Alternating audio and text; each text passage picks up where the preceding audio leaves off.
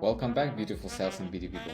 In this video we're covering a few predictions for 2024 as well as the biggest risk that I see that's going to impact the way we sell in the next year. So starting with the reflection for this one was a huge ride. It was a tough bear.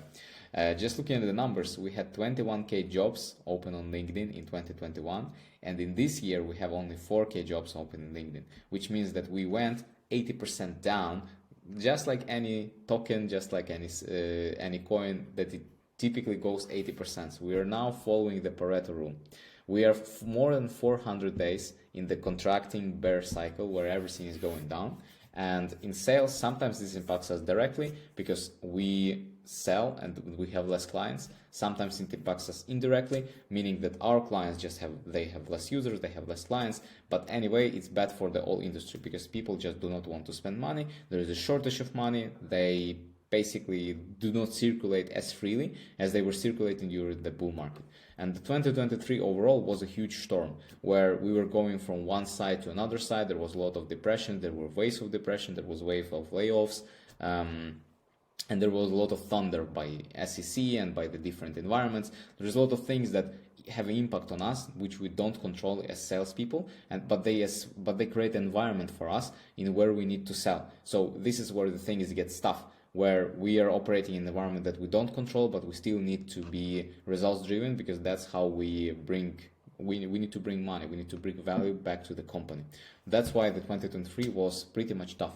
But there are positive things that I saw during this year. There was a lot of people that have been building, and they have been building a lot with their heads down the development, and there is a lot of things that are happening right now. The main thing that people, I think, understood is that if we do not create engaging experiences to get more people in this industry, to get more normal people use Web3 stuff and actually explain them why this is useful, what are the use cases, where this can help them to make their life easier, faster, better, and all of that stuff, until then we won't hit the mass adoption. And there's a lot of teams right now that are building different account extraction, ZK things, layer 2 things, all of this sort of stuff right now. That there was a lot of progress. There is wallets right now that you can just download for your phone, open up with Face ID. You don't need any passphrases, anything of that sort of stuff.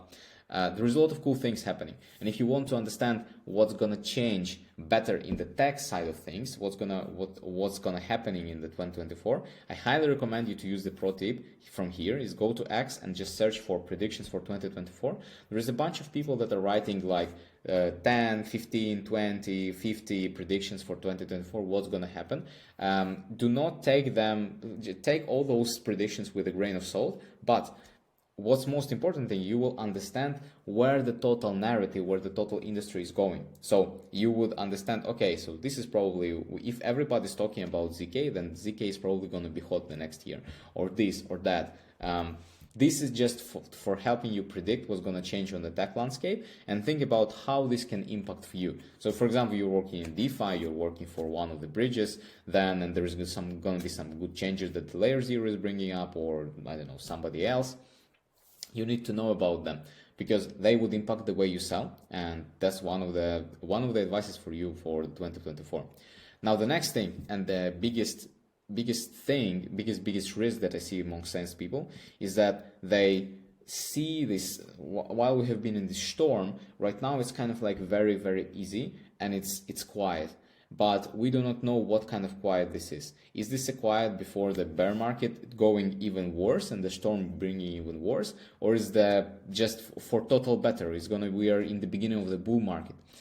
Nobody knows. So a lot of people, they prefer to do like this and do nothing, and they just hope that the bear market, the bull market is going to come to them and it's going to save them. It's actually a small screen, and this is the biggest mistake. So if you're only hoping for the bull market to come to you and save you and help you do more sales, that's true. Bull market will help you do more sales. But if you hope for the bull market to do the whole sales for you, you're not better than the McDonald's cashier, because you do not control. The McDonald's cashier doesn't control when the clients come in or they come out. It just stays on the cash machine, just takes money, and he just gives out orders. You are not a salesperson. This is not a salesperson job. This is an order taker job. So this is the biggest risk that I can tell you, that you're gonna feel this, that the better the market is, the less you want to work, because clients are already coming to you. This is not the moment when you just stop pressing the gas pedal. You need to go, and you don't need to push twice harder, because when everybody just ease out and let the market help them, that's how the world works. Unfortunately, we have a lot of people in sales overall that are not real salespeople, that are just there and they're doing good when the market is doing good, but when the market is going bad, they are unable to go there and get the value.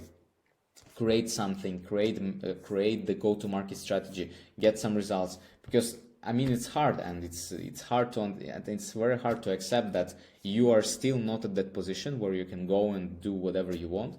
And what I can tell you is that if you are in the position where the market controls how well you do, it's a very stressful and position of unhappiness, because you're giving basically all the control outside of yourself. You do not own anything. You do not own your results. You do not own you do not own like what are you doing today. You don't own what kind of mood you have, because if the market is up today, you're up. If the market is down today, you're down. This is a very, not the best position, not the most productive. So my advice to you is, do not hope for the bull market. If it happens, it happens. And it's perfect. You're gonna do better. But if it doesn't happen, you still need to be there to do more stuff, to sell more stuff, to push harder than everybody else. Because that's why, if you're watching this video and you're still at this moment, that's why this is what you need to do. While everybody is just passing and then everybody just not doing anything, you are going to be there, you're going to show up, and I guarantee you're going to get some sort of result. If not in the way that you expect, you're going to get it in another way. This is the most important thing, because energy, if you put more energy in this thing, you grow, and the world is going to give you back this energy. So don't worry about that. That's about the biggest mistake. Like, I hope that 2024 goes good, that everybody have a great time, that we have the boom market, that we all sell good products to good people and everybody's happy, and we are just getting the industry to the new next level where more people are interested to come in and use the stuff that we have built. That would be ideal.